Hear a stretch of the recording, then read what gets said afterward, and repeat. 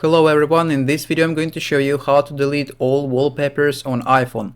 Actually, it's very easy and quick, but you need to watch this video until the end so you won't skip any important steps. So first of all, if you want to see all your wallpapers, you can actually go to your iPhone settings, then scroll down and find wallpapers option.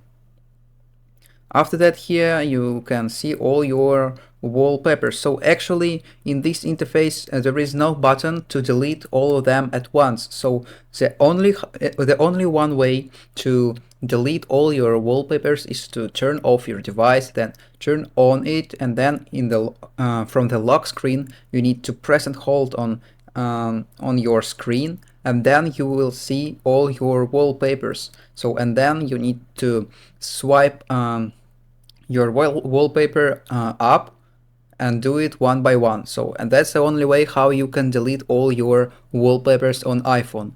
If you found this video useful, leave a like and subscribe to the channel. Thank you.